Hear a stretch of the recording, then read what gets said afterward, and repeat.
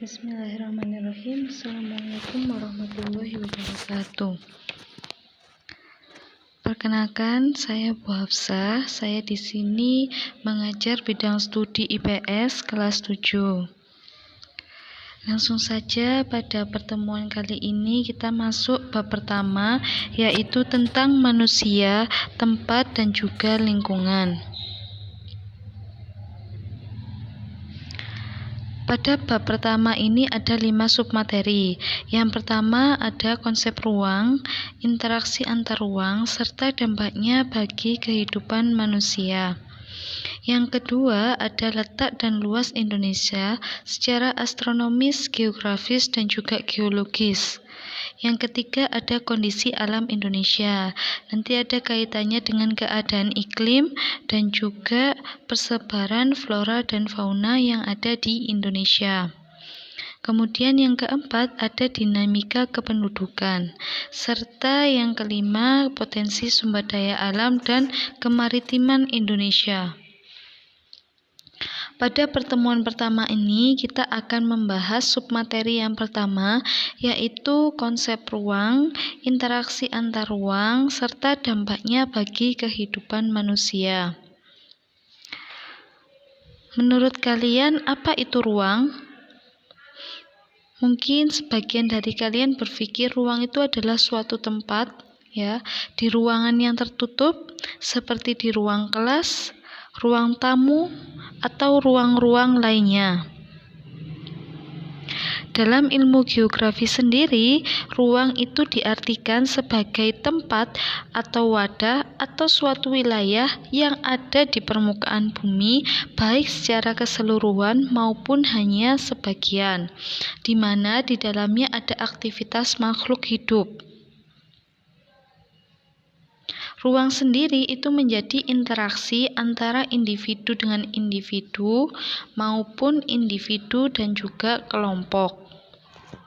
Interaksi antar ruang itu terjadi karena ada hubungan timbal balik antara satu wilayah dengan wilayah yang lain, sehingga wilayah satu dan lain itu saling mempengaruhi. Contohnya seperti gambar di samping, ya. Ada ruang pertama itu adalah wilayah hutan. Wilayah hutan terjadi kebakaran. Sedangkan wilayah atau ruang yang kedua itu di daerah seperti perkotaan, di mana dia terkena pengaruh dari ruang yang pertama yaitu kebakaran hutan. Nah, asapnya itu sampai mengganggu aktivitas yang ada di wilayah lain. Kemudian contoh yang lain itu ada gambar desa dan perkotaan. Nah, biasanya yang terjadi interaksi di sini adalah perpindahan penduduk, ya, atau pergerakan orang dari desa ke kota yang dia berpindah untuk mencari pekerjaan yang lebih baik di daerah perkotaan. Nah, itu contoh interaksi antar ruang.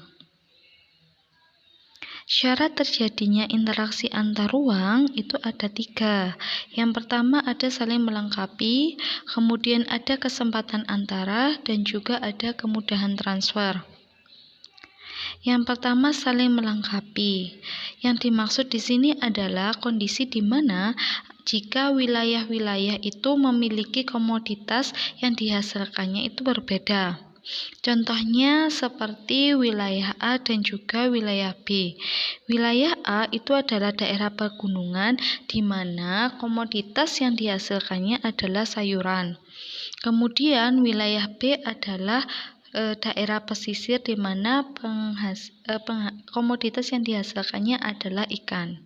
Nah, interaksi yang terjadi di sini adalah aktivitas perdagangan atau jual beli antar satu wilayah A dan juga wilayah B.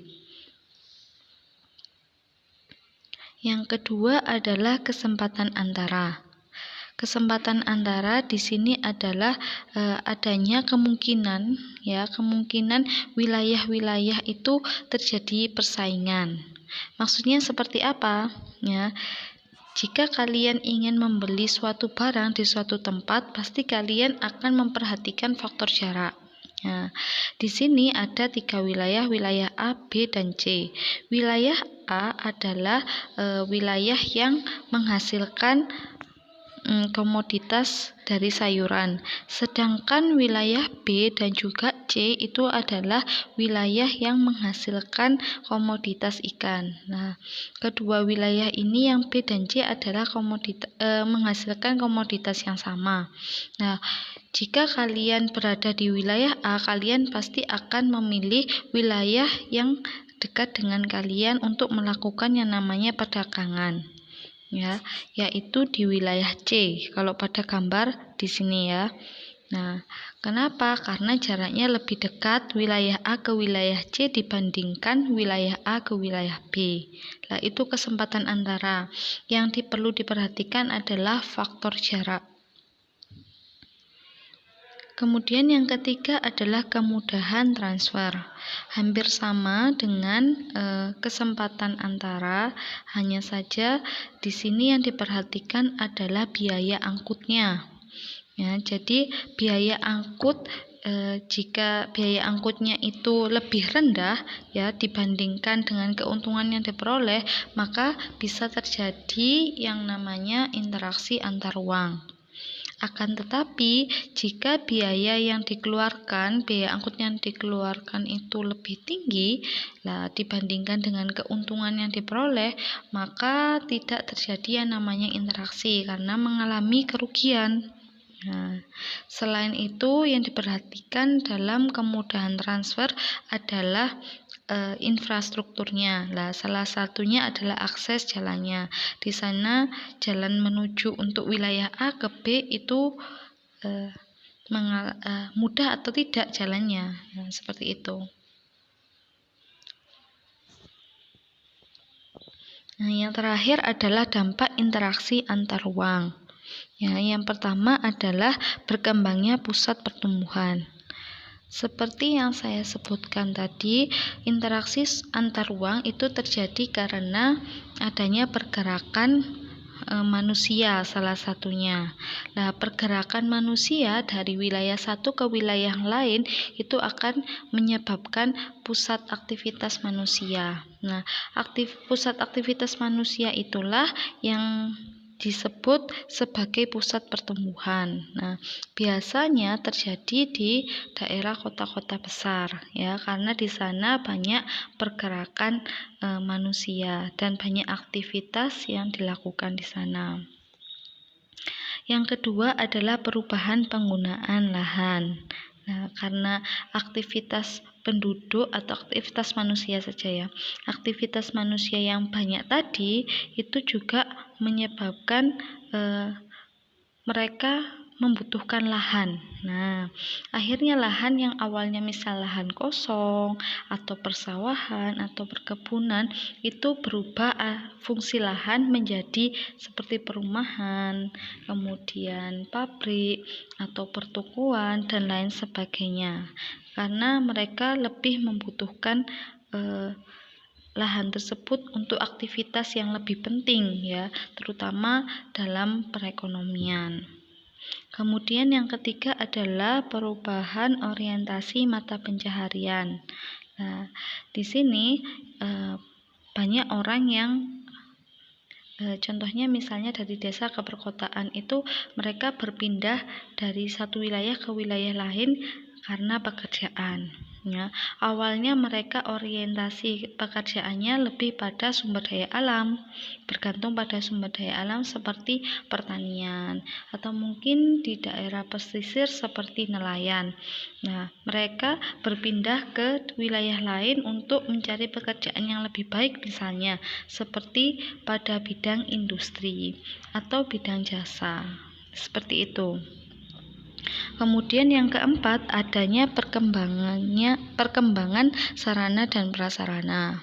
Nah, karena ada peningkatan dalam pergerakan antar ruang ya, pergerakan manusia dari ruang satu ke ruang lainnya atau wilayah satu ke wilayah lainnya itu juga menyebabkan berkembangnya sarana dan prasarana seperti transportasi, kemudian fasilitas umum. Nah, itu akhirnya sarana dan prasarana semakin berkembang juga. Kemudian yang kelima adalah perubahan komposisi penduduk. Nah, perubahan komposisi penduduk ini contohnya adalah suatu wilayah ya. Suatu wilayah itu menjadi pusat pertumbuhan ekonomi, di mana di sana banyak orang ya. Banyak orang yang dia memiliki latar belakang yang berbeda karena dia datang dari wilayah lain misalnya. Nah, itu akan menyebabkan perubahan komposisi penduduk karena memiliki latar belakang yang berbeda, misalnya dari suku, dari misalnya agama, dan juga lain-lain. Kemudian yang terakhir adalah perubahan sosial budaya. Di sini yang berubah adalah dari budayanya, misalnya seperti remaja saat ini itu memiliki banyak gaya hidup yang lebih modern. Nah, itu karena apa? Karena adanya pengaruh dari luar, atau misalnya dari Korea, dari K-pop. Nah, mereka akhirnya merubah gaya hidupnya. Nah, itu merupakan salah satu contoh perubahan budaya, sosial budaya yang ada pada masyarakat, terutama di Indonesia ya contohnya seperti itu. Nah, itu dampak interaksi antar ruang ya. Nah, sampai sini mungkin ini yang dapat saya sampaikan ya. Jika masih ada banyak salahnya, saya mohon maaf ya. Jika kalian juga masih kurang paham dengan apa yang saya sampaikan ini, kalian bisa melihat atau membaca dari sumber lainnya seperti buku, kemudian bisa dari internet. Nah, itu kalian bisa membaca dari sana. Mungkin banyak contoh yang lebih banyak. Nah, selanjutnya agar kalian lebih paham lagi, coba kalian buat satu contoh interaksi antar ruang selain yang sudah saya contohkan tadi ya. Nah, itu buat satu contoh saja. Kemudian kalian tuliskan juga dampaknya bagi kehidupan manusia. Nah, ketentuannya seperti yang tertulis ini dikerjakan di buku tulis, kemudian ditulis namanya dan juga kelasnya, kemudian difoto dan dikirim ke wali kelas masing-masing dan dikumpulkan pada hari ini juga ya. Semoga kalian paham dengan apa yang sudah saya sampaikan pada pertemuan pertama ini. Kita bertemu pada pertemuan selanjutnya. Terima kasih. Saya akhiri dulu. Wassalamualaikum warahmatullahi wabarakatuh.